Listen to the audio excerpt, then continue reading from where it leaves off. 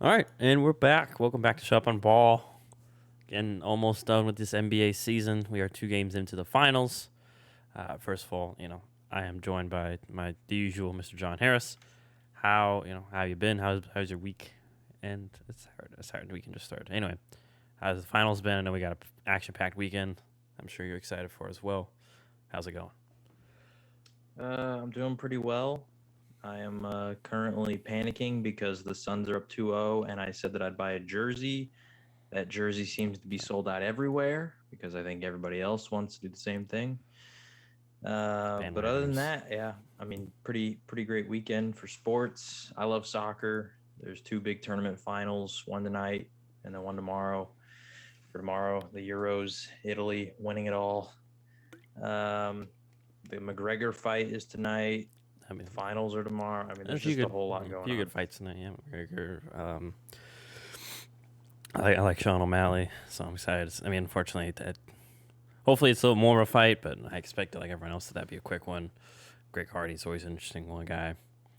So yeah, bunch of good things that I'm excited for. But yeah, obviously this is the NBA edition, so we're going to be talking finals. And yeah, John's already kind of mentioned it and alluded to it. So right now, recording this Saturday, July 10th, day before Game 3. We'll be out before then. But yeah, I mean, Suns up 2-0. With the Giannis being back, which I think I mentioned the last podcast. Like if Giannis was back, it was I was worried if he would be 100% back, and it just seems like a medical miracle because he has looked, especially more so on offense, every bit the part. He's looking healthy, and he's obviously been putting up the numbers to do so. But unfortunately for him and the Bucks, it just hasn't come together. Suns, like we mentioned, up 2-0, going back to Milwaukee. I mean, I literally just do or I mean, it's so cliche to say, but it's true. It's do or die for Game 3. But I want to get your thoughts. What were your thoughts on the first 2 games of this series? And are you still believing in in this and that this could be a 7 game series, or what's your confidence level that would be a 7 game series? Still, So game one, it kind of went as expected, to be honest. The only thing I was surprised about was that Giannis looked a lot better than I thought he was going to. mm-hmm. I mean, he had a really good game and he only took 11 shots. So, I mean, maybe he was, not as aggressive because of the hyperextension or something like that. But I thought it was a good sign for Milwaukee because I think most people expected them to lose that game. The Suns, they're at home, game one of the finals. Giannis is coming back from injury. It just wasn't necessarily a game that the Bucks were, primed to win. But then the way that Giannis looked, it seemed like okay, they have room for improvement in the next game. In game two, I honestly thought the Bucks were going to win. I really did. I figured that Giannis would come out a lot more aggressive. I figured that he'd take over, and he did exactly that. I mean, he had a monster performance, putting up 42 points. But the issue was that his teammates didn't really show up. Khris Middleton was pretty terrible. He only had 11 points. Jrue Holiday was a little bit better, but he only had 17. So I mean, Giannis outscored both of them combined. Um, so I mean, that game I think was a very disappointing one for Milwaukee because I think if they played to their full potential in that game, they could have won that one, and that would have had the series in a whole different spot. But luckily for them, the Suns did what they were supposed to do on their home court, and so now Milwaukee has back-to-back games in Milwaukee. But I don't really know. I at this point I don't think it goes 7. Um, you never know. I mean, because we've seen, with the net series, right? Which that one, a lot of people, talk about the injuries and all that stuff. But the one thing that happened before the Kyrie injuries, after getting embarrassed twice in a row, Milwaukee came out and was an entirely different team in Game 3 on their home court. Kyrie was still playing in that game. Obviously, Harden was still out, but they allowed like 50 less points than they did in the game before. So I don't know, they made some adjustments. They tightened up on defense. They figured it out. And I hope that that's what happens for their sake in game 3, but I don't know because they've shown zero ability to stop the Suns high pick and roll with Chris Paul. And even if they are able to have some minor success against it, Devin Booker, we saw in game 2, he just goes crazy scoring when, and takes advantage of the fact that they're so focused on Chris Paul and DeAndre Ayton. Mikal Bridges had a fantastic game, and he's not going to be getting a lot of defensive attention. So if he's able to do that, it's going to be tough. So at this point, realistically, I think the Suns, they have better team chemistry. They're more balanced. They have more ways to beat you, and they're the better coached team. And it sucks for Milwaukee because I think they're talented enough to do this, but I think that Middleton and Holiday are a little inconsistent when it comes to scoring the ball. I think they're both really good at other stuff, but scoring, I mean, that's the one thing that they're really getting criticized for. And I don't really give Mike Budenholzer, much credit at all, because he doesn't necessarily make it easier on those guys, giving them easy looks, drawing up plays for them, all that kind of stuff.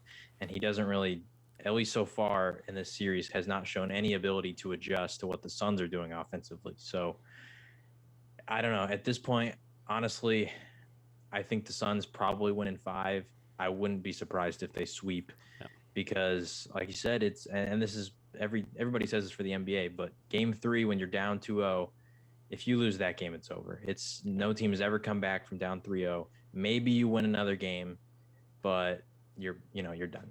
Yeah. So I want to hit on that last point you really mentioned, because I think that's the biggest one for me, is just that it just seems like, and I don't put it really on Middleton and Jrue Holiday, their struggles, and yeah, I would put it on Mike Budenholzer. It's just the fact that you can't get those. You should have a few plays to get those guys going, keep them involved in the offense. And then this is no offense to Giannis. Once again, I think this is more of a coaching thing, but when he's back, it's just a lot of that, really the ISO-ish kind of ball where, he's going to get the ball on either side and then maybe have a guy in the corner. But everyone else is really just on the other side, and it's really just, okay, Giannis, drive, and then if someone helps, 'cause if you beat your guy, kick it out, and we'll find the open right guy. Which, I mean, we've seen even in the Warriors. I mean, remember there's always the I feel like every series, Klay Thompson would have a struggle for a few games because, he's Klay Thompson. But we forget, too, that, and I think this applies more to Jrue Holiday, is that, Klay and Jrue, they typically take the best, offensive player on the perimeter offensive player on the other end, especially for Jrue. I mean, he's on, it's Chris Paul, Devin Booker, so he has a real tough assignment on top of that. But yeah, in regards to what I was saying, I think it's just it's hard to find the rhythm when for most of the game you're really kind of just spotting up, or you're getting the ball and it's 6-7 seconds left in the shot clock and you haven't really had a feel for what the defense is doing to you. So I think that's something they have to figure out, because once again we saw it can be done. We saw it with Giannis out in those 2 games in Atlanta when they both were almost averaging triple doubles. Khris Middleton and Jrue Holiday. If they can just incorporate a little bit of that offense, because I mean Giannis can do other things. He doesn't have to have the ball in his hands. I know he's not a great shooter, but he can still be a pick setter, or just hang near the rim, kind of like a center, and just get a dump off and dunk it, or show a presence of an oop. So it's a shame, because I liked what Budenholzer did. Like a few years ago, I thought he was one of the up and coming coaches. I think we're kind of seeing a point where he needs to start innovating and, like you mentioned, adjusting, and just he's got to do something different, because obviously, like you mentioned, the Suns, and we mentioned it before, they're playing their best basketball as a team. I mean, it's they're playing for each other. Everyone's just really just filling in their role. No one's trying to do too much. I mean, Ayton last game didn't have a great stat-wise game. I think he only had 10 points, 11 rebounds. It wasn't his most amazing game, but he still contributed. They still won. And, like you mentioned, Mikal Bridges, finally, his opportunity came. He took advantage of it. We saw Jay Crowder. He started to heat up, but then obviously, like you mentioned, CP3 still doing his thing, and Booker had a better game too. So, and they still have guys like Cam Payne off the bench, and Torrey Craig's had some solid minutes too, which glad to hear that he wasn't seriously injured. So I think I'm not sure his status, but I think he could be back. So, yeah, I want to say Suns in 4. But we'll say Suns in 4 is more likely, especially if the Bucks win or lose Game 3. Now, if the Bucks win Game 3, I still think it's probably going to be a 5-game series, just because I feel like once again, I feel like Phoenix, okay, they're going to see what Milwaukee did Game 3, adjust, and it just takes too long, it seems like, for Milwaukee to adjust. They're just too, and we talk about the NFL, they're too reliant on their talent as opposed to the X's and O's. So, Yeah, it's looking like a Sun series from here. But I just hope it's a competitive one going forward because I mean these games haven't been bad, haven't been blowouts, but for the most part, I've never felt that Phoenix hasn't lost control of this series at any point. Right. I feel like they're still in the driver's seat. So Right. And one thing I'll add too, because I know that not only are we criticizing Budenholzer, but he's probably getting tons of criticism in the media, is that he he is a little pigeonholed with the team he has. They are incredibly talented, but there's also a lot of limitations to this team. Um, I mean, Giannis, everyone knows that he can't shoot. They sag off of him. He doesn't necessarily have any go-to moves outside of like a Euro step. So, I mean, there's limitations within that. Middleton, he's a great player, but a lot of people still even question if he's good enough to be the second best player on a championship team. Jrue Holiday is a fantastic player, but he's being a point guard, and he's not necessarily like a true floor general. He's more of that like combo guard kind of style. So he typically works better with like another combo guard next to him, but Dante DiVincenzo's hurt, so Pat Connaughton is the guy, and he's really just more of a shooter slasher kind of a guy. yeah. Doesn't provide a whole lot of playmaking. So, and then I mean their biggest advantage has been their size, but I mean Brook Lopez, if he goes down into the paint, that clogs things for Giannis, and the Suns are running small ball, so unless you can really destroy that small ball offensively, they're not going to switch out of it. And so now you're struggling defensively to guard it. Like there's a lot of things that this team is struggling with. And I do want to give Budenholzer credit in that like it's not entirely his fault, right? Like everybody is at fault for what is happening right now. But the one thing that I think you hit on is that a few years ago, we thought he was kind of one of the up and coming coaches in the league. And I agree too. I thought he was a great hire when Milwaukee first got him. Because I think saw what he did with Atlanta with, I would say above average roster, no real superstar. Right. Like they were sort of similar to the Suns, but less star power almost. I mean, Al Horford, Jeff Teague, Joe Johnson, like those kind of guys. So he was definitely one of the up and coming coaches in the league. But I think one thing that I've really pulled from a lot of NFL coaches that I think I would like to see more out of NBA coaches is stealing things from other teams. Like you see it with NFL guys all the time. Like they see something that works on one team and all of a sudden, they're doing it on their own stuff. And like we're seeing that like with the current NFL, the McVays, the LaFleurs, all these kind of guys who sort of came from the similar Shanahan coaching tree. They all run like sort of like similar stuff, but they have their own wrinkles to it, their own differences, all that. But now other teams are even stealing things from those guys. So it works in sports. And so like, for example, I know that we had talked about this not on the podcast, but imagine if they used Giannis like the Golden State Warriors or the Miami Heat used Draymond or Bam, to where teams know they're not going to shoot, so they sag off them really hard, which gives you a free screen essentially. Becomes a 2-on-1 on the perimeter, and Giannis can become this screen handoff guy to Middleton, to Jrue Holiday, to Connaughton, to all their shooters. Especially Middleton. I would love to see them do more of that. Make tough shots, and they can probably do that off a handoff. Right, and so I mean that was Miami's bread and butter last year. They did that so freaking much with Duncan Robinson, Tyler Hero, Dragic, just all their shooters. Even Jay Crowder was getting them. Like their sets were so reliant typically on Bam Adebayo setting these high screens, and Duncan Robinson just comes around and pulls it instantly, and it forced the other team to come out of the paint because they had to guard it. They can't sag off of that player anymore because they have to help on defense. So I would love to see the Bucks incorporate something like that. Obviously, this is a thing that Giannis needs to grow in, but I would love to see him have a post game, because if he had that just opens up so many options. That allows Brook Lopez to, come a lot closer to the basket because Giannis is posting up and they have to guard him in the post. So, I mean, there's just so many things that I would like to see them do and even see their players specifically improve on. But I'm just not sure if we're going to see it. I mean, obviously the Giannis post-game stuff, we're not going to see that because he doesn't have a developed post-game really.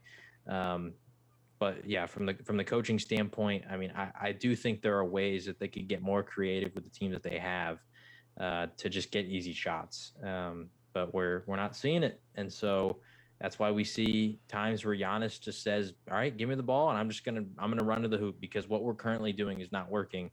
And honestly, as good as Giannis is, that's probably about as good as a look they're gonna get. Yeah, and I'm not sure the exact advanced numbers, but just from what I've seen, and I think this stat probably says it, is just besides Giannis, I mean, just not being settling for too many jumpers. There's a phrase: "You live and die by the jump shot," and that's what's happening. I feel like with the Bucks, is they're this great 3-point shooting team coming into the postseason. They were chucking up them and the Jazz. We saw what happened with the Jazz, and now we're kind of seeing with the Bucks where I just want to so for example, I mean, game one, Giannis, he had 12 of their 16 free throws. You know, that's only 4 of the guys shooting free throws, and that's including I think Jrue Holiday had 2, and then the other 2 were Brook Lopez, and then game two, Giannis had 18 of their 23 total free throw attempts.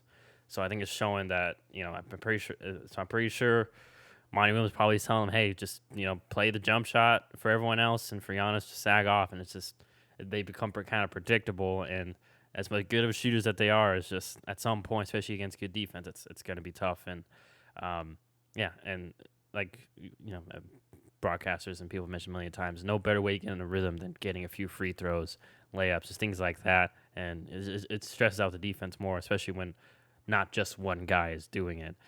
So yeah,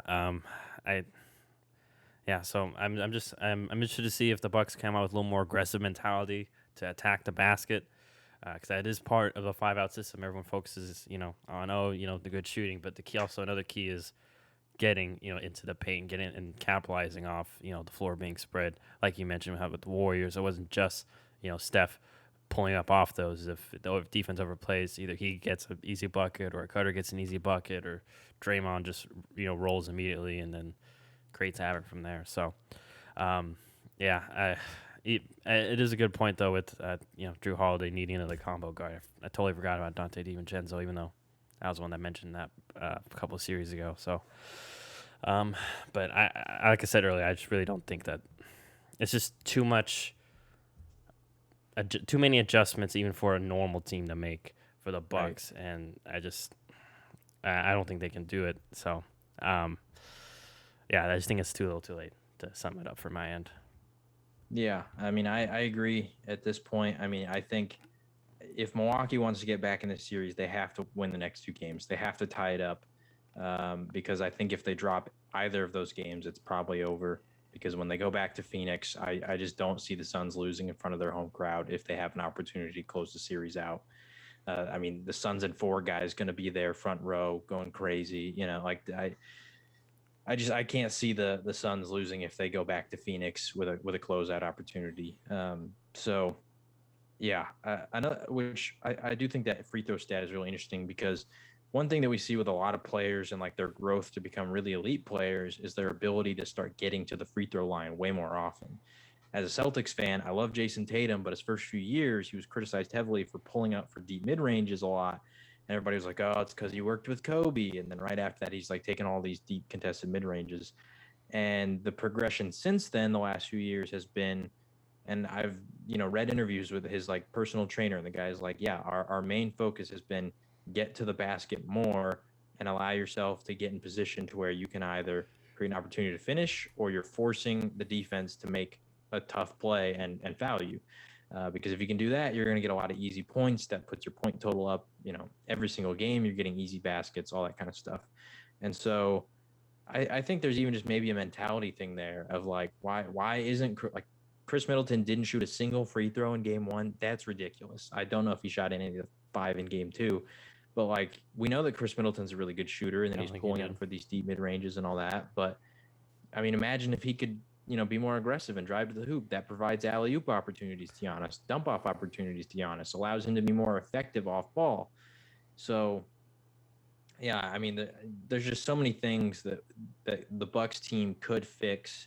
But like you said, it's just too little too late. I'm not sure if they're going to be able to do it.